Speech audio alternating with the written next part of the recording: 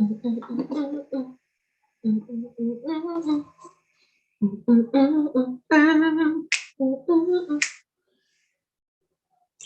your neck. Protect your neck. Hello, Kendell. Looking at me. No, protect your neck. This is reviews and news. I am your host, Kendell Lenice, transformational life coach, talk show host, author, speaker, and reviewer. So many different titles, but I'll stick with that. Hi, everybody. I hope everybody is doing well. You heard me say protect your neck. What do I mean? You know exactly what I mean, and you know who I'm talking about. I'm talking about the Woo, 8 guys from Staten Island. All right. Now, this is season 2. I watched season 1 when it was on each week. I'm like, oh, when's the next one? Season 2 is now. And each week I'm like, oh, where's the next one? So I'm surprised I haven't reviewed this. So I'm reviewing the show, not episodes. I'm going to be touching. And I've spoken about it on my other shows, but I said, let me dedicate some time to Wu Clan, the American Saga. Perfect name for a lot of different reasons, right? American Saga. This is an American story. And I'm going to tell you why American Saga. I see why they named it that. First of all, the show was good. It's been on, it came on last season, and this is season 2. The show is good. Again, I watched it from the beginning. For those that have been under a rock or who haven't seen it or don't have Hulu, let me tell you a little bit about it. So Wu-Tang Clan, hopefully you know who they are. If you're a certain age, you know. If you love hip hop, you know. If you're from any of the boroughs in New York, you know. If you're from Staten Island, you know. But if you're a young kid and don't know, I'm going to tell you. So Wu-Tang is a group of 8 men. Never heard of that before. They were one of the ones that kicked the door down to have a crew that big. Now, we know that back in the day, we had Melly Mel and Grandmaster Flash, and we had a lot of groups with a lot of crews of men, right? But I don't remember one that large that always rapped, that everybody rapped, everybody was ill. You know, you had crews that were large, but Wu-Tang they were the first to ever have like that many signs from what I'm seeing in the movie. You know, I remember when they came out with Protect Your Neck, and, you know, everybody was talking about Wu-Tang, everybody was talking about how cute Method Man was and Ghostface Killer and, you know, everybody. But I love the story. I don't even know where to start. So let me start. They first, at the first season, from what I remember, because it all goes into one another with me, because it's such a good darn show, and I don't even know where to start. All right, so season 1, you know, they're introducing the characters, which are the Wu-Tang Clan members in different capacities, whether they're working, hustling, you know, selling drugs, you know, robbing, whatever they're doing, they're showing them before the group. And then RZA, who is Bobby, who used to, you know, go by Raheem, he was always a producer. He had vision. Man, the people will perish without vision. He had vision. He had vision for himself. He got visions for his friend and his whole crew. So they introduced them separately and just go through their lives, their home life, you know, what it's like, you know, growing up where they grew up, you know, the different things that they have going on, whether they're shot at, whether they're going to jail, whether they're, again, selling drugs, just the poverty life and what happens within that life in the hood, where it's like dead, jail, or not living a fulfilled life, not achieving massive success. It's just like the everyday, this is what happens in the hood, you know. But they all were talented lyrically. And Bobby is the one, RZA, who was the producer, and he brought people together. And when I say American Saga, and this is when I said in the beginning, like, okay, this is exactly what that is. It really is, because it shows about the work. It shows about, like, no matter how much they got their foot on your neck, if you come together and everybody has a playing part in this, then you can succeed as a group, as a community, as people. And sometimes success is not individual. Sometimes you have to come together collectively to make that one dream come true. And Wu-Tang is a story like that, is a group like that. So they hustle and try to decide, all of them are nice on the mic and they want to be successful, or they might not even see everything that they have in them, but RZA sees. And RZA, man, people sleep on RZA, not just as a producer, but as a businessman, as a team player, as a visionary. He is amazing, and you hear people talk about him often. And, we've heard about him putting together, the group and all of that. So on one scene, he talks about, like, he knows how nice they are, even the enemies that try to shoot at each other and everything, which were Raekwon and Ghostface Killer. They were rivals, like, for real, like trying to shoot at each other and to come back. And, they show the people in the neighborhood. So there's more to Wu-Tang than just the 8 members who rap. You got ex-drug dealers like, I'm funding this, we're doing this, we're doing that. All of the street dudes, they came together to make this happen in a positive way. Like, okay, you got skill in this, you can be in this, you got skill in this, like, you can raise the money here, you can talk to the people here, you can go out and negotiate here, you can get the phone on, you can start painting, okay, you can do this. All of them played a part in it. So they get into their own troubles and in jail and everything else. And they're like, man, Bobby RZA is saying, look, this is what we got and this is what we're going to do. And I need 5 years of your life, a contract signed, so we can make this dream happen, right? And they're like, 4 years of college, 5 years to make this dream. We're going to bet on RZA. So he says this, and they're like, this contract is thick, man. I ain't reading this contract. And they was like, well, what does it say? He's like, basically, give me 5 years of your life to make you a star so your dreams can come true. And of course, they all signed it because, and this is the dope thing about RZA, they didn't just sign a contract like an everyday contract where he gets all of it. He wanted each man to have a piece of this pie. So each man they were going to work together to get this piece of the pie.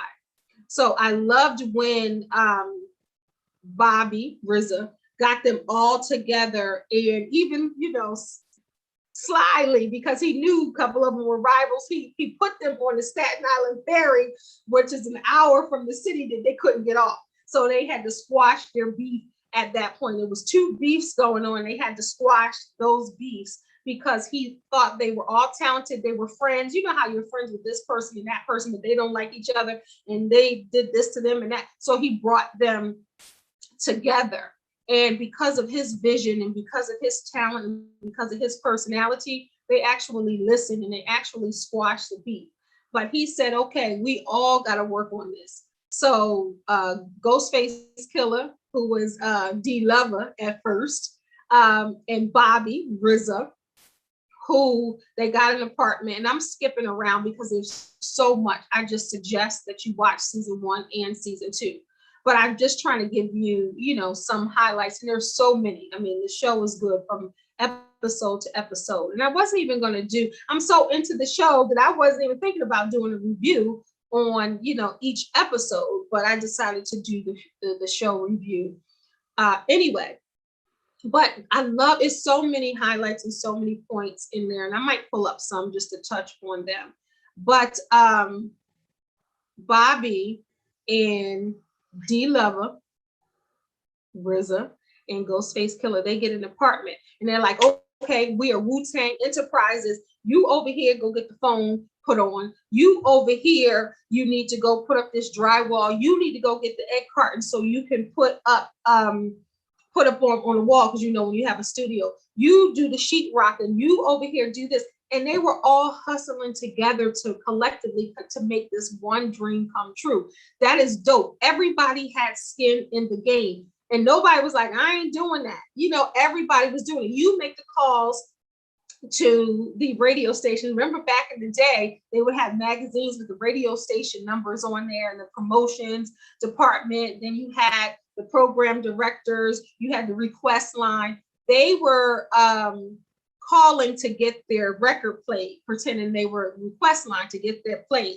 One was trying to get the phone cut on, but they had a balance and they didn't have the money, so they had to be creative in getting that done. Nobody would play their record because they were new. But let's just back up. First of all, there was no record. After the ex-drug dealer gave everything that he had to say, I believe in y'all, I'm gonna get y'all studio time, you know, then okay, you need this done. Okay, I'm giving you my last because I believe in y'all, you know, just to have that belief in someone. And they gave much respect to RZA. They like, if you believe it, and then when I hear and I believe it, oh, we're gonna make this dream come true. So everybody, all hands on deck to make this true. And I just make this, you know, dream come true. And I love it, even down to pressing the records, even down to going to the record store pretending that there's hype over it. They did all of this little skit like, Tang, you heard that Wu-Tang, protect your neck. No, what's that? To try to get the record company, record store to sell their album. So they were pretending that they were customers like, yo, you heard that Wu-Tang, protect your neck? Yeah, that's the hottest in the street. And the record store owner was looking like, well, what is it? And they were, because at first he was like, no, you got to go through the distribution center and all of that. And then was hot on the street. So they got him consignment to sell, to get all of the albums, and they sold those. So then they got the street team out there going to colleges, like, okay, you know, this group go over to the college, see if you can get it played on college radio. All right, this one you go to the convention over here to see if we can make it happen over here to get the name out. So they did their own promotions, they did their own marketing, they did their own pressing of the albums. To pay for that, they built their own studio, you know, they did everything. They did the groundwork. And that's what I love. Like, sometimes you have to get gully, you have to get dirty to get your dream out there. So nobody was above nothing. They might have been like, I don't want to do this, but they did it. They did it to get the dream. You know, the dream was the thing to make this dream come true. And I love that. You know, it's just so, I'm going to pull up something real quick. Let me see something. It was so, I mean, it's such a good show. And to watch, I love people's rise and see what they've done to get here and how they, you know, sacrifice and how they grinded and what they went through to get where they have to do, because where they have to go. Because sometimes people see all the glitz and glam and they be like, oh, that's dope. You know, I love Wu-Tang. I love METHOD, man. You know, I love all of them. But to really get it going, it takes a lot. And they weren't afraid to get dirty and to make things happen. It's just such a great show. There's so many different, I'm trying to pull, it's so many different, let's see. It's so many different episodes. Trying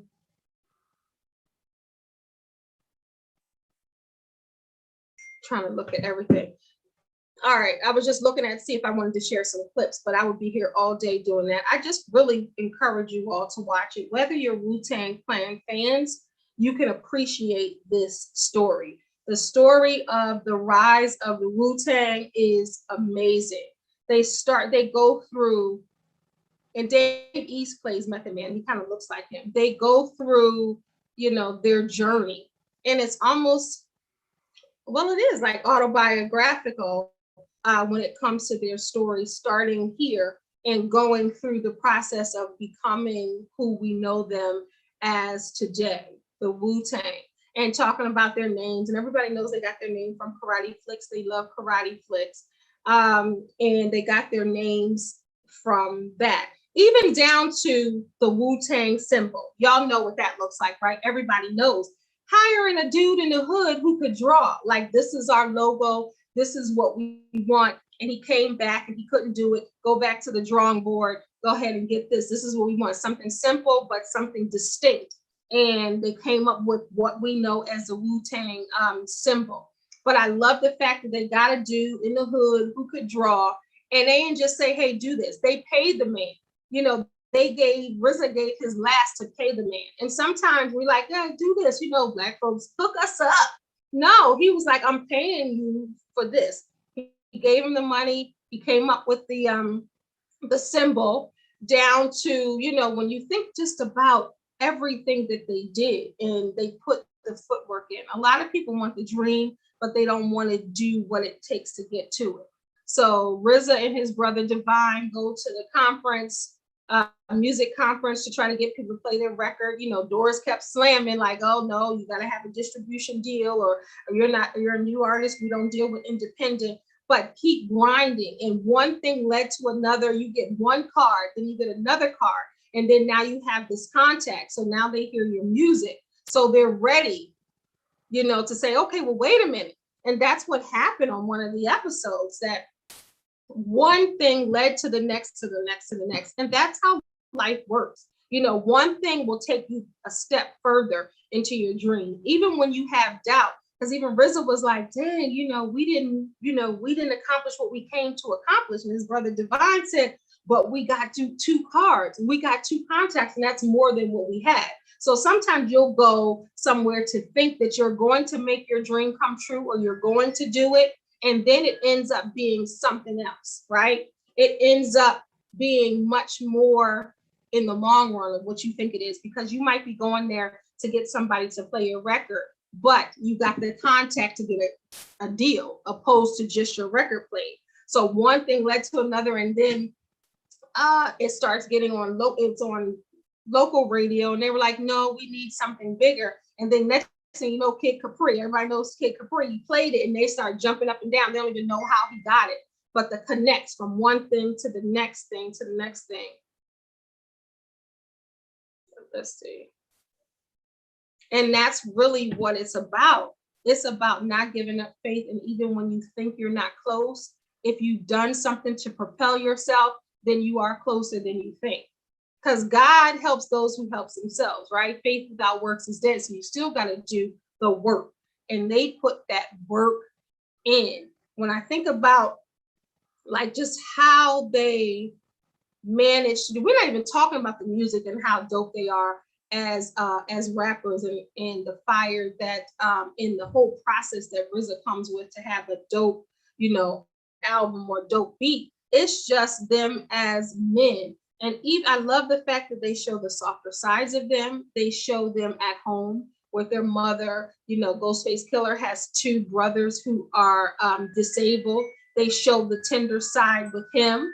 You know, then they have the Raekwon with his mom and how he is with them. And then RZA is the main person. So they show his whole family, and his sister ends up having a baby by Ghostface Killer. And they show that family dynamic and what happens with them and them trying to move away to have a better life.